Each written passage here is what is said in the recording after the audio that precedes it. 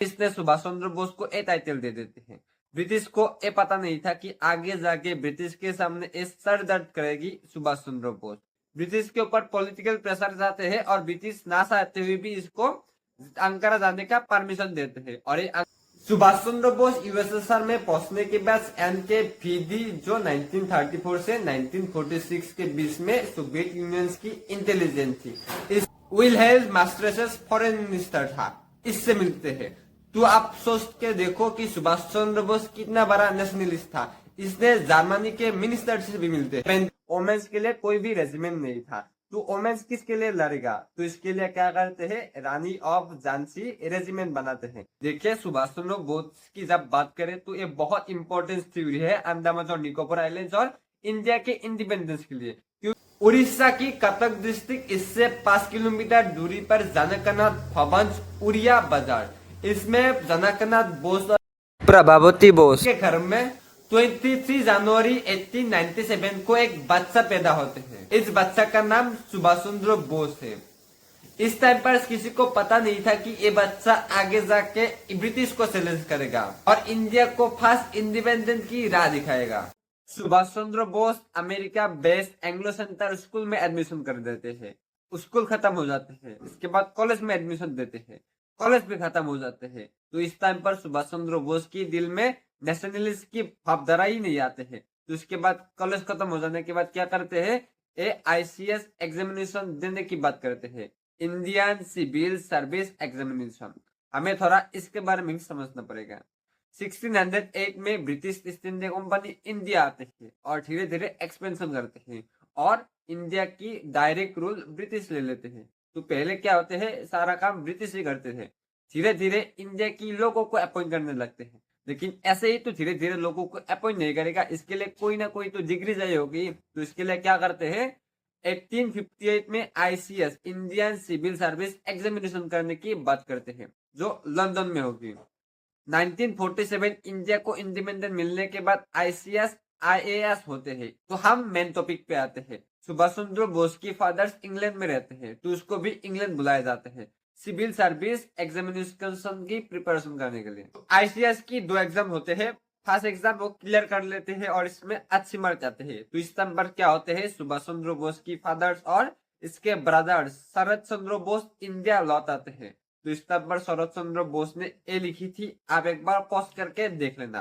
तो सुभाष चंद्र बोस भी डिसीजन करते हैं कि वो इंडिया में जाएगी ICS की फाइनल एग्जाम ना देके। हमें थोड़ा पीछे आना होगा। 19 मार्च 1990 को रावला टेक पास होते हैं। पुलिस को किसी के ऊपर भी शक होते हैं तो इसको अरेस्ट करने की राइट मिलती है। तो इस पर महात्मा गांधी लोगों को एकजुट करते हैं और सत्याग्रह आंदोलन स्टार्ट कर देते हैं। सुभाष चंद्र बोस लंदन से बॉम्बे तक आते हैं और महात्मा गांधी के साथ आमने सामने होते हैं।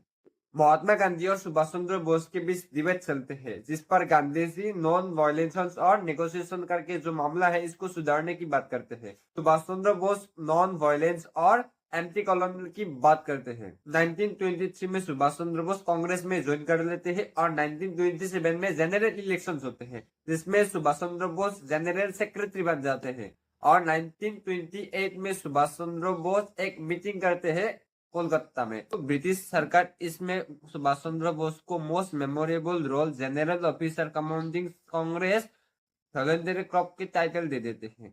ब्रिटिश ने सुभाष चंद्र बोस को ए टाइटल दे देते हैं। ब्रिटिश को ये पता नहीं था कि आगे जाके ब्रिटिश के सामने ये सर दर्द करेगी सुभाष चंद्र बोस। तो इस टाइम पे सबसे पावरफुल कंट्री रशिया, जापान और जर्मनी में जाते हैं और इसके खिलाफ वॉर करने की बात कहते हैं। आगे जाके इसको मैं कनेक्ट करूंगा तो आपको पता चल जाएगा। देखिए मैं जो बात कह रहा हूँ ऐसे ही बात नहीं कह रहा हूँ, मैंने बहुत सारे रिसर्च पेपर पढ़ी है, बहुत सारा चीज एनालाइज की है, बार बार इसको देखा है, इसके बाद ही मैंने इसको आपके सामने रखी। सुभाष चंद्र बोस के अरेस्टेड टाइम्स खत्म हो जाते हैं तो ये कांग्रेस में वापस ज्वाइन करते हैं। इस टाइम पर कांग्रेस में 2 लीडर था, सुभाष चंद्र बोस और महात्मा गांधी। दोनों का आइडियोलॉजी सेम नहीं था। 1939 में इलेक्शन होना था, इसमें महात्मा गांधी के प्रेफरेंस कैंडिडेट प्रथम भी श्री रमैया था और बोस की कैंडिडेट तिरुरम्मा लिंगग्राम थावर्ड था। देखिए कांग्रेस में 2 लीडर था, दोनों का आइडियोलॉजी सेम नहीं था, तो बोस को फोर्स किया जाता है कि आप कांग्रेस रिजाइन कर दो। तो बोस कांग्रेस रिजाइन कर देते हैं और 22 जून 1939 को एक खुद के party all India forward block खड़ी कर देते हैं इसके होम स्टेट बंगाल में। पाथुरामालिंगम साबर भी इसमें ज्वाइन करते हैं। 6 सितंबर मथुरा में एक बहुत बड़ी रैली ऑर्गेनाइज करते हैं। इस टाइम पर तुर्की के प्रेसिडेंट मुस्तफा कमाल अतातुर्क से इंस्पायर था जो रिपब्लिक ऑफ तुर्की का फाउंडर था। तो इंडिया को भी इंडिपेंडेंट देकर सोशल अथॉरिटिज्म करना चाहता था। तो इस टाइम पर ये क्या होते हैं, तुर्की के कैपिटल अंकारा में जाके इससे मिलने की बात करते थे। ब्रिटिश के ऊपर पॉलिटिकल प्रेशर जाते हैं और ब्रिटिश ना चाहते हुए भी इसको अंकारा जाने का परमिशन देते हैं और ये अंकारा में जाके इससे मल्टीपल कन्वर्सन करते हैं। किस तरह तुर्की को रिपब्लिक ऑफ तुर्की बनाया ये सारा बात जान के आते हैं। सुभाष चंद्र बोस सारे लेबर को एकजुट करते हैं और कन्वर्सेशन लेबर पार्टी ऑर्गेनाइज करते हैं 1930 में जो डोमिनियन स्टेटस मांगते हैं। तो सुभाष चंद्र बोस क्या करते हैं, सारे लेबर को एकजुट करते हैं और दंगे करने प्रोटेस्ट करने शुरू कर देते हैं। तो इस टाइम पर जो ब्रिटिश है इसको कंट्रोल करना शुरू कर देते हैं। लेकिन जो सुभाष चंद्र बोस की दंगे और प्रोटेस्ट थे ये प्री प्लान था, कहाँ किया जाएगा और किस टाइम पर किया जाएगा ये सारा प्री प्लान था। तो जिसके कारण ब्रिटिश को कंट्रोल करने में दिक्कत आ रहा था। तो ब्रिटिश इसके लिए हल निकालते हैं कि सुभाष चंद्र बोस को डायरेक्ट अरेस्ट किया नहीं जा सकते हैं। अगर इसको अरेस्ट करेगा तो क्या करेगा, जो इसके लोग हैं इसके डायरेक्ट ब्रिटिश के खिलाफ हो जाएगा। तो इसके लिए क्या करते हैं, सुभाष चंद्र बोस को advocates campaigns of mass civil disobedience कर देते हैं। तो इस टाइम पर वाइसरॉय लॉर्ड लिथगो क्या करते हैं, डायरेक्ट वॉर डिक्लेयर कर देते हैं। लोगों को अरेस्ट करने लगते हैं, लोगों की बड़पिटाई करने लगते हैं, लोगों को बिना बताए मारने लगते हैं। तो ये सारा चीज करते हैं। इंडिया 16 जनवरी 1941 को सुभाष चंद्र बोस एक प्लान बनाते हैं लेकिन सिक्योरिटी के कंसर्न के कारण 17 जनवरी कर देते हैं। सुभाष चंद्र बोस खुद के आइडेंटिटी छुपाने के लिए पठान ड्रेस पहनते हैं, इसका इमेज है। और सुभाष चंद्र बोस के साथ कुमार बोस गोमुहा स्टेशन तक जाते हैं। जो नेताजी सुभाष चंद्र बोस गोमुहा स्टेशन अब इसका नाम पड़ गया, इसका इमेज से आप एक बार देख लेना। तो इधर से सुभाष चंद्र बोस अकेला पेशावर तक निकलते हैं। तो पेशावर पहुंचने पर इसका फ्रेंड्स आगा शाह मोहम्मद शाह रामलाल तलवार से मिलते हैं। आगा शाह इसका ट्रस्टेड फ्रेंड है तो इसके घर में रुकते हैं थोड़ा देर के लिए। तो क्या होते हैं, 26 जनवरी 1941 को एक रशिया के लिए निकलते हैं। Milan Akbar Shah forward bloc party north western frontier की मेंबर से। सुभाष चंद्र बोस की प्रेजेंट में इसको जर्मनी में खोला गया था तो इसने इसको गाइड करते रहते हैं। तो आगा खान ने अफगानिस्तान बॉर्डर क्रॉस करने पर सुभाष चंद्र बोस की मदद करते हैं। अफगानिस्तान के बॉर्डर क्रॉस करने के बाद यूएसएसआर में पहुंचते हैं। तो यूएसएसआर में जाने के पहले इसने क्या करते हैं, यूएसएसआर जाने के लिए इटालियन की पासपोर्ट बनाते हैं। सुभाष चंद्र बोस यूएसएसआर में पहुंचने के बाद एनकेवीडी जो 1934 से 1946 के बीच में सोवियत यूनियन की इंटेलिजेंस थी, इसको सुभाष चंद्र बोस की सिक्योरिटी के लिए अपॉइंट करते हैं।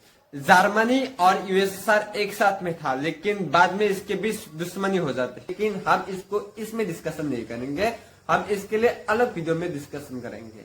और सुभाष चंद्र बोस इंडिया से आते हैं। तो इस टाइम पर इंडिया में ब्रिटिश रूल कर रहा था। तो कभी इसके बीच वॉर हो जाते हैं तो ब्रिटिश इंडिया की सोल्जर का यूज करेगी। वो किया भी, फर्स्ट वर्ल्ड वॉर में इंडिया की सोल्जर का यूज करते हैं। तो सुभाष चंद्र बोस की सपोर्ट करके इंडिया की सपोर्ट लेना चाहता था यूएसएसआर, लेकिन बाद में मिला भी। जब सेकेंड वर्ल्ड वॉर होते हैं तब इंडिया की कोई भी सोल्जर्स सेकेंड वर्ल्ड वॉर में पार्ट लेने की बारे में नहीं सोचते हैं। इसलिए सुभाष चंद्र बोस यूएसएसआर में था। तो इसके बाद इस जर्मनी में जाने की बात करते हैं। 1941 में यूएसएसआर से एक स्पेशल एयरक्राफ्ट से जर्मनी के कैपिटल बर्लिन तक सुभाष चंद्र पहुंचते हैं। ये पहुंचने के बाद कोड फंस डार्ट शहनबर्ग से मिलते हैं जो एक डिप्लोमेट था। जोसिम फार्म्स रॉबर्टॉप्स जो मिनिस्टर्स ऑफ फॉरेन अफेयर्स था। विलहेल्म मास्ट्रेसेस फॉरेन मिनिस्टर था, इससे मिलते हैं। तो आप सोच के देखो कि सुभाष चंद्र बोस कितना बड़ा नेशनलिस्ट था। इसने जर्मनी के मिनिस्टर से भी मिलते हैं। 17 जनवरी 1942 को सुभाष चंद्र बोस और एडम फ्रांस सोल सेंचुरी की रिप्रेजेंट में स्पेशल ब्यूरो फॉर इंडिया और आजाद हिंद रेशियो का स्टार्ट करते हैं। और इसका फर्स्ट प्री सेंटर बर्लिन में खोला गया था जो बाद में सिंगापुर तक शिफ्ट होगी। अंडमान और निकोबार आइलैंड को इंडिपेंडेंस देने में सबसे बड़ा योगदान आजाद हिंद रेस्क्यू का है, जो मैं आगे जाके इसको कनेक्ट करूंगा।